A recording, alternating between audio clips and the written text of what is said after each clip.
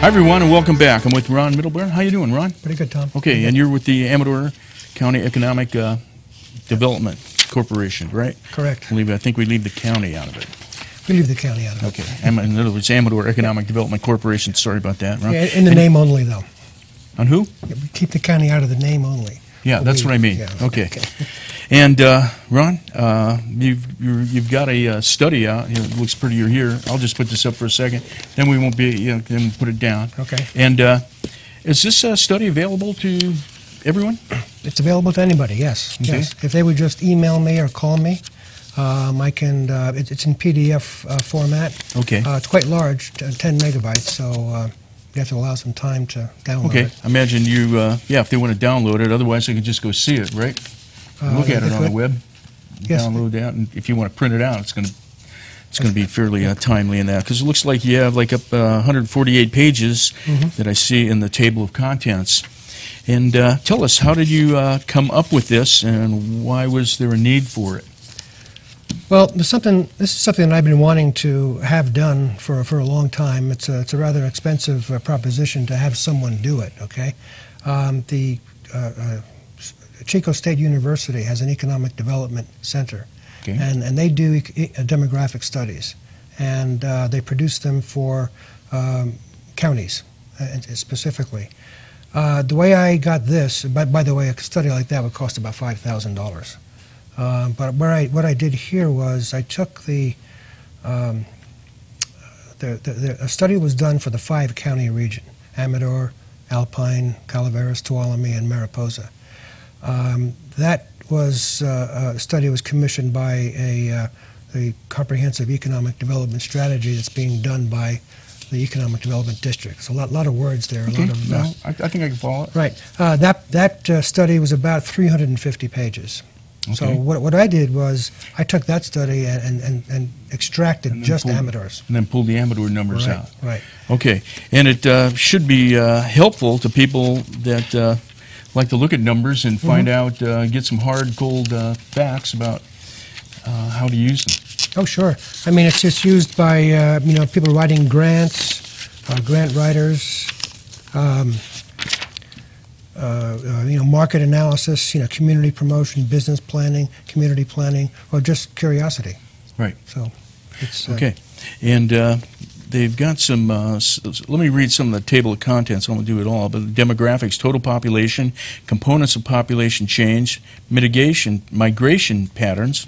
What are migration patterns? Well, basically in-migration and out-migration. Okay. How are we doing there? We actually have lost. I shouldn't say lost, but... Well, we lost some population? Well, in 2000, the population was 31,455. That's non-incarcerated. And in 2010, it was 34,214. Only an increase of 2,700 in 10 years. Did we get a reason for that? Is there reasons or just numbers? Just numbers. Okay. Just numbers. All right. And let's move down a little bit to environmental indicators, land area and population density. It's probably stayed closely the same. Yeah, it has, yes. Okay. Yes.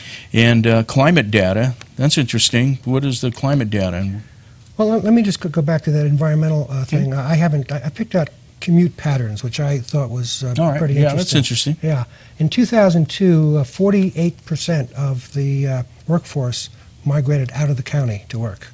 And in 2010, it was 65%. In other words, 10,000 people of the workforce commute out of this county to work, which is very interesting, I thought. Highest traffic volume, obviously, is in Martel by the Martel Light, but that has gone down since 06. 06, it was 12,900 cars per day, and in 2010, it was 12,000 cars a day. So where'd they pick up the numbers out there by Walgreens? They have certain spots. It's just done by Caltrans. Okay. Those are those little rubber tubes that go across the road.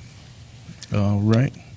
So how about the labor force? What did you find out that was interesting about the labor force? Well, the unemployment in 2000 was 5.2%. In 2010, it was 13.4%. And in 11, it was 12.8%. So obviously, the economic downturn is showing up, in this statistic.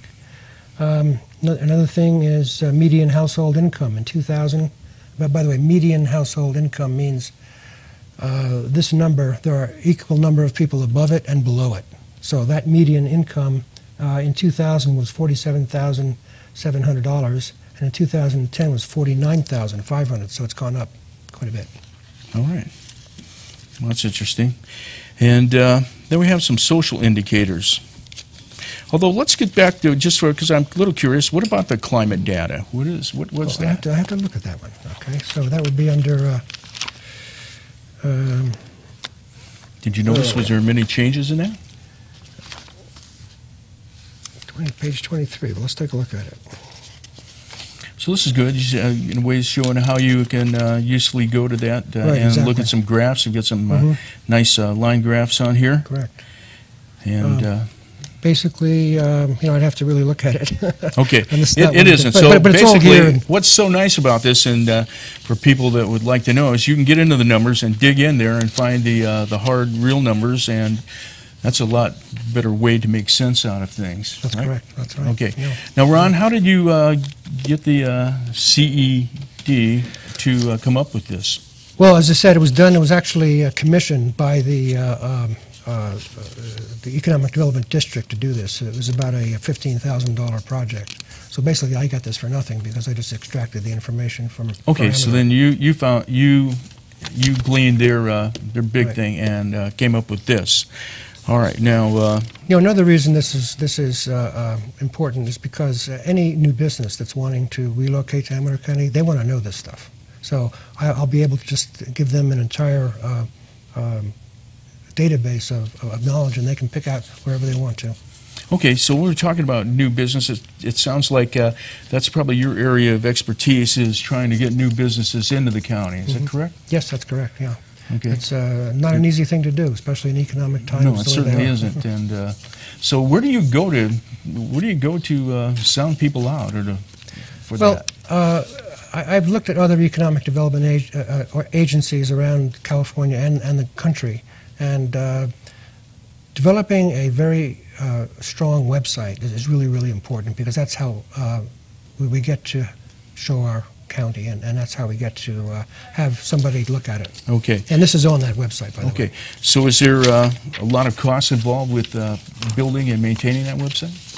Well, approximately $5,000 to build a good professional website that's interactive. Okay. That Do you have has, that? Is that done? Is it? It's you do that? in progress. Okay.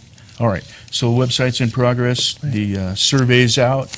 And I'm with Ron Mittelbrunn. Ron, Right. we've got to Okay. run. Thanks for bringing us all that information. You're welcome. There's more news on the other side of the break. Stay with us here on TSPN.